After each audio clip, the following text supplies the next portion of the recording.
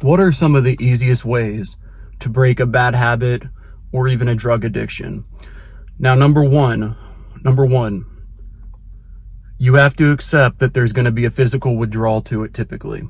And what I mean by that is anything you've been addicted to or an impulse towards, a lot of times there's going to be a negative reaction to it, because from a physiological perspective, you got to understand that our bodies naturally develop tolerances. It's part of being a human. And with that, as you've been increasing whatever that has been, there's going to be a reaction to that, to where you will always have that opposite effect. That's why a lot of times in addiction, even why somebody, when they're coming down off of something, they have to use it again, because they don't want to go into that negative aspect of it. And why over time they've got to increase it. The same things as stated goes for things even like caffeine.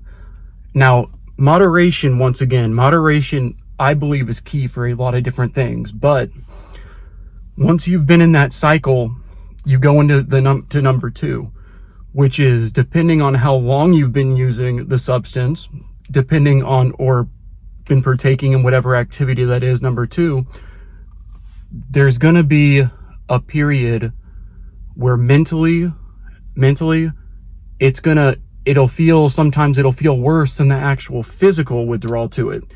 So a lot of times there can be that post-acute feeling, is what I'm trying to say.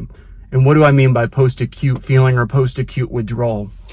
When you go past the physical withdrawals, which I'm not going to really talk about too much in this one, because physical withdrawals from something is very subjective.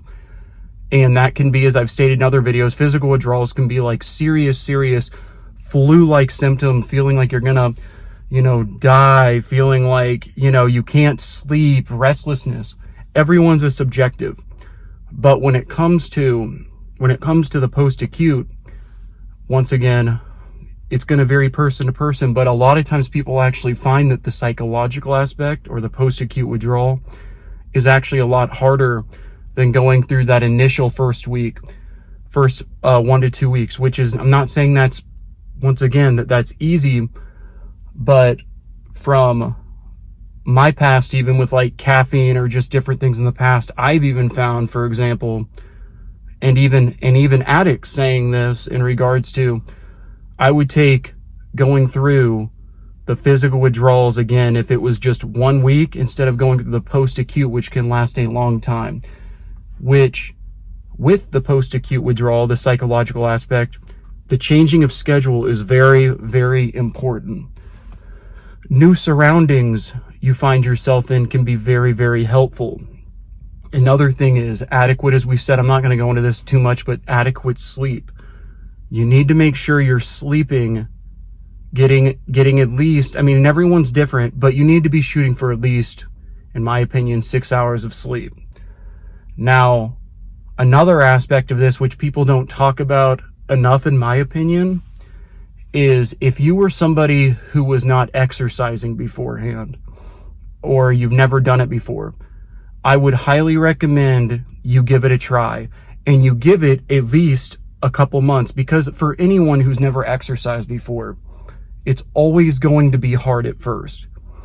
But remember, forming new positive habits, in that positive reinforcement that comes with it, it will start to build up, and you'll start feeling more accomplished, which leads into, with exercise, with this third part, the third aspect of it actually really benefiting that post-acute feeling or post-acute withdrawal feeling you were feeling, because your brain is constantly changing and you're setting new habits. So if you start exercising and you can form that positive habit with it, that can really assist when, for example, let's say in the past you were using, let's say when you were using or whatever you were partaking in was at 8 at night. Changing that with exercise can help feed that feeling you were having before, but in a positive way, which you can achieve a lot of times that same effect, that desired effect, but not in an unhealthy way through exercise. Or even if it's not exercise, things, once again, people might not believe this, but reading is another thing. Constantly learning. You're forming new neural pathways.